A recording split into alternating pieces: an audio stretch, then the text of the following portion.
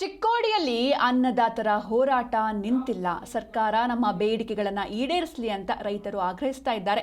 ರೈತರ ಪ್ರತಿಭಟನೆಗೆ ಬಿವೈ ವಿಜಯೇಂದ್ರ ಸಾಥ್ ಕೊಟ್ಟಿದ್ದಾರೆ. ಮುತ್ತಾಲಿಕ್ಕೆ ಹಿಂದೂ ಹುಲಿ ಎಂದಿದ್ದಾರೆ ವಿಜಯೇಂದ್ರ. ಸರ್ಕಾರಕ್ಕೆ ರೈತರ ಕೂಗು ಕೇಳ್ತಾ ಇಲ್ಲ ಅಂತ ಆಕ್ರೋಶವನ್ನ ಹೊರಹಾಕಿದ್ದಾರೆ. ರಾಜ್ಯ ಸರ್ಕಾರದ ಕಿವಿ ಹಿಂಡಬೇಕು ಅಂತ ನಾನಿಲ್ಲಿಗೆ ಬಂದಿದ್ದೇನೆ. ರಾಜ್ಯ ಸರ್ಕಾರಕ್ಕೆ ನಿಮ್ಮ ಹೋರಾಟದ ಬಿಸಿ ಮುಟ್ಟಿದೆ ಅಂತ ಈ ಸಂದರ್ಭದಲ್ಲಿ ಬಿವೈ ವಿಜಯೇಂದ್ರ ಹೇಳಿಕೆಯನ್ನ ನೀಡಿದ್ದಾರೆ. ಸರ್ಕಾರಕ್ಕೆ ರೈತರ ಕೂಗು ಕೇಳ್ತಾ ಇಲ್ಲ ಅಂತ ತಮ್ಮ ಆಕ್ರೋಶವನ್ನ ಹೊರಹಾಕಿದ್ದಾರೆ.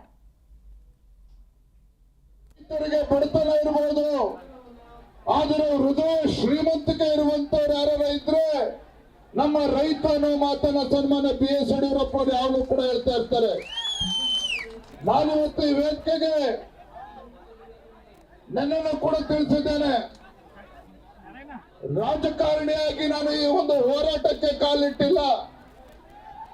ರಾಜಕಾರಣಿಯಾಗಿ ಶಾಸಕನಾಗಿ ಇವತ್ತು ಹೋರಾಟಕ್ಕೆ ಬಂದಿಲ್ಲ.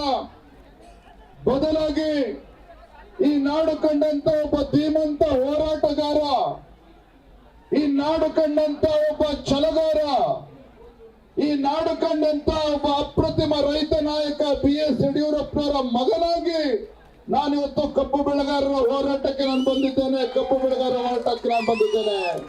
ಸನ್ಮಾನ್ಯ BS ಯಡಿಯೂರಪ್ಪ ಅವರು ಯಾವಾಗಲೂ ಕೂಡ ಒಂದು ಮಾತನ್ನು ಹೇಳ್ತಾ ಇರ್ತಾರೆ.